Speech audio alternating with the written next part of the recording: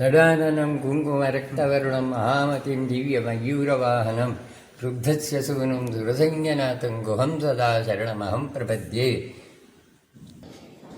ಸಾಂತೂರು ಶ್ರೀ ಸುಬ್ರಹ್ಮಣ್ಯೇಶ್ವರ ದೇವರಿಗೆ ಭಕ್ತರೆಲ್ಲ ಸೇರಿ 12 ವರ್ಷಕ್ಕೊಮ್ಮೆ ನಡೆಯುವಂತಹ ಬ್ರಹ್ಮಕಲಶೋತ್ಸವವನ್ನು ನಾವು ನಡೆಸೋಣ ಅಂಥೇಳಿ ಅಭಿಪ್ರಾಯವನ್ನು ಸೂಚಿಸಿದರು.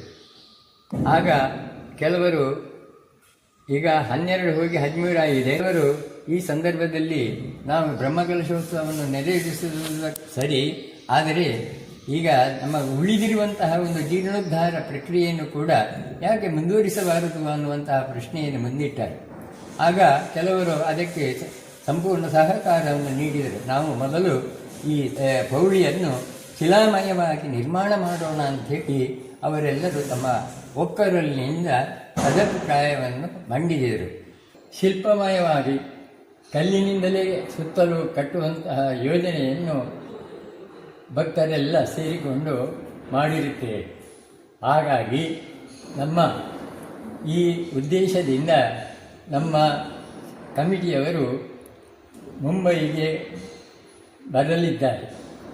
ಶ್ರೀ ದೇವರು ಅನುಗ್ರಹಿಸಲಿ, ಆ ಕೆಲಸ ಸಸೂತ್ರವಾಗಿ ಆ ಕೆಲಸ ನೆರವೇರಲಿ ಎಂದೇಳಿ ದೇವರಲ್ಲಿ ನಾನು ಪ್ರಾರ್ಥಿಸುತ್ತೇನೆ.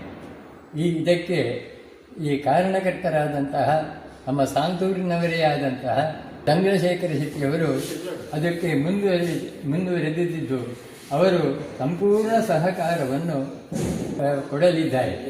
ಅವರು ಸ್ವತಃ ದೇವರ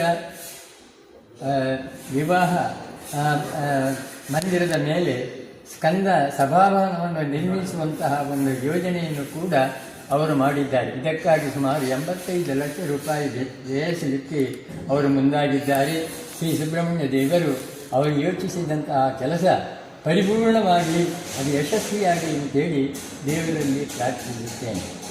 ಮತ್ತು ವಿಶೇಷ ಏನು ಹೇಳಿದರೆ, ಈ ಕೆಲಸಕ್ಕೆ ನಮ್ಮ ಸಾಂತೂರಿನವರೇ ಆದಂತಹ ಶ್ರೀಯುತ ಗೋಪಾಲ ಶೆಟ್ಟರವರು ಆ ಮಂಡಲದ ಅಧ್ಯಕ್ಷ ಸ್ಥಾನವನ್ನು ನಿರ್ವಹಿಸುತ್ತಿದ್ದಾರೆ. ಅವರು ಕೂಡ ಸಾಂತೂರಿನವರೇ ಆದ ಕಾರಣ ಅವರಿಗೆ ಆ ಒಂದು ಅರ್ಹತೆಯನ್ನು ನಾವು ಕೊಟ್ಟಿದ್ದೇವೆ. ಅದು ಹೆಚ್ಚಾಗಲಿ, ಅವರಿಗೆ ದೇವರು ಆ ಊರಿನ ಜನರಿಗೆ ಹೇಗೆ ಎಲ್ಲ ಸಹಕಾರವನ್ನು ನೀಡುತ್ತಾರೋ ಅದೇ ರೀತಿಯಲ್ಲಿ ನಮ್ಮ ಸಾಂತೂರಿನಲ್ಲಿ ಜನಿಸಿದಂತಹ ಅವರಿಗೆ ಸಾಂತೂರಿನ ದೇವರ ಮೇಲೆ ಗೌರವ ಭಾವನೆ, ಭಕ್ತಿ ಭಾವನೆ ಉಂಟಾಗಲಿ, ಅದಕ್ಕೆ ಬೇಕಾದಂತಹ ಸಹಕಾರವನ್ನು ನೀಡಲಿ ಅಂಥೇಳಿ ಅವರಲ್ಲಿ ನಾನು ಕಳಕಳಿಯಿಂದ ಪ್ರಾರ್ಥಿಸುತ್ತೇನೆ. ದೇವರ ದೇವಸ್ಥಾನದ ನಾಗಗುಡಿಯು ಮೊದಲು ಬಹಳ ಕ್ಷೀಣತೆಯಲ್ಲಿತ್ತು, ಅದು ಬಹಳ ಆಳದಲ್ಲಿತ್ತು.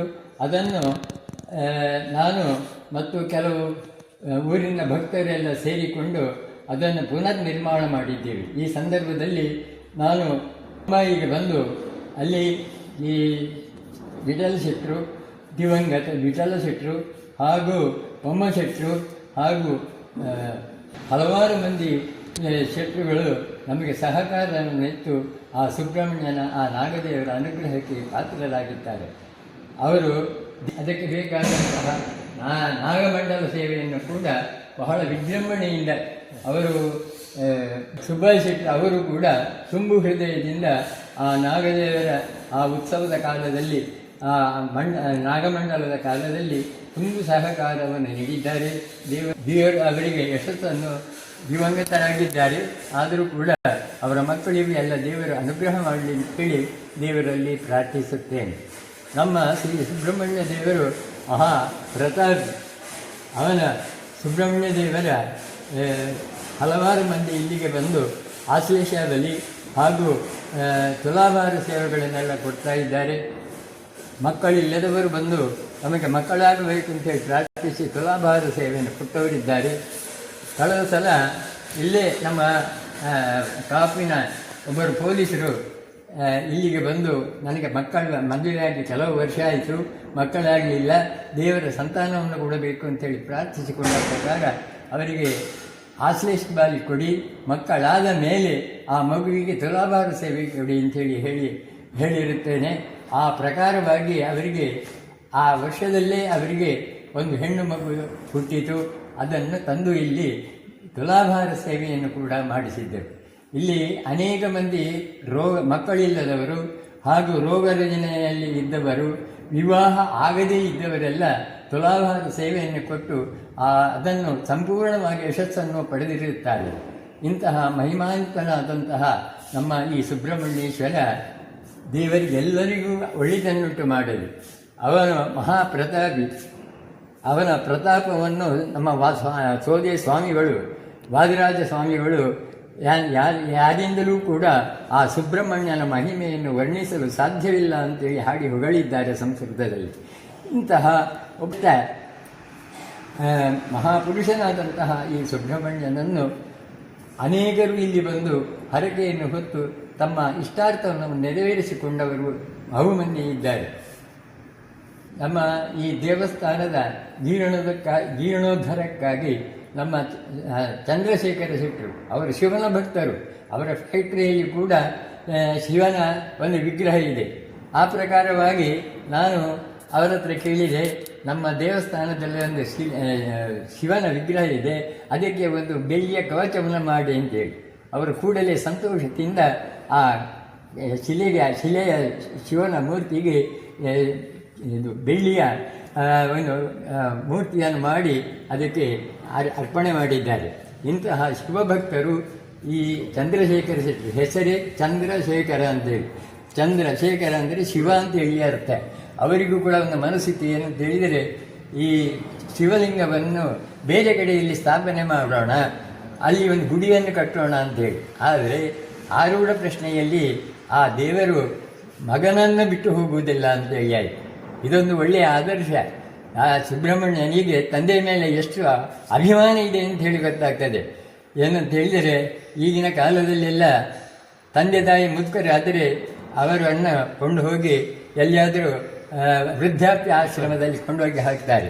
ಇಂಥದ್ದನ್ನು ಶ್ರೀ ಸುಬ್ರಹ್ಮಣ್ಯನು ತನ್ನ ಬಳಿಯಲ್ಲಿ ಅದನ್ನು ಬೇರೆ ಕಡೆಯಲ್ಲಿ ಕೊಂಡು ಹೋಗೋಣ ಅಂತೇಳಿ ಹೇಳಿದರೂ ಕೂಡ ಒಪ್ಪದೆ ತನ್ನ ಬಳಿಯಲ್ಲಿ ಇಟ್ಟುಕೊಂಡದ್ದನ್ನು ನೋಡಿದರೆ ಆ ಸುಬ್ರಹ್ಮಣ್ಯನ ಪಿತನ ಮೇಲೆ ಎಷ್ಟು ಸಂತೋಷ ಇದೆ ಅಂಥೇಳಿ ಅರ್ಥವಾಗ್ತಾ ಇದೆ.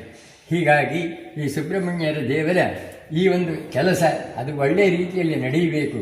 ನಮ್ಮ ಚಂದ್ರಶೇಖರ ಶೆಟ್ಟರು ಅಲ್ಲಿ ವಿವಾಹ ಹಾಲು ಇದೆ, ಅದರ ಮೇಲೆ ಒಂದು ಸಭಾಭವನವನ್ನು ಸ್ಕಂದ ಸಭಾಭವನವನ್ನು ಕಟ್ಟೋಣ ಅಂತೇಳಿ ತಾನೇ ಕೈಯಾರೆ ಖರ್ಚು ಮಾಡಿ ಕಟ್ಟುವಂತಹ ನಿರ್ಣಯವನ್ನು ಮಾಡಿದ್ದಾರೆ. ಅವರು ನಿರ್ಣಯ ಅದು ಯಶಸ್ವಿಯಾಗಲಿ, ದೇವರು ಇನ್ನಷ್ಟು ಅವರಿಗೆ ಇಂತಹ ಸದ್ಬುದ್ಧಿಯನ್ನು ಪ್ರೇರಣೆ ಮಾಡಲಿ ಅಂತ ಹೇಳಿ ದೇವರಲ್ಲಿ ನಾನು ಪ್ರಾರ್ಥಿಸಿಕೊಳ್ಳುತ್ತೇನೆ. ಹಾಗೂ ಪರವೂರಿನಲ್ಲೇ ನಾನು ಈ ಪಿಲಾರುವಿನಲ್ಲಿ ಹಲವಾರು ವರ್ಷಗಳಿಂದ ಸುಮಾರು 39 ವರ್ಷಗಳ ಕಾಲ ಅಧ್ಯಾಪಕನಾಗಿ ವಿದ್ಯಾರ್ಥಿಗಳಿಗೆ ಪಾಠ ಪ್ರಬೋಧನೆಯನ್ನು ನಾನು ಮಾಡಿದ್ದೇನೆ.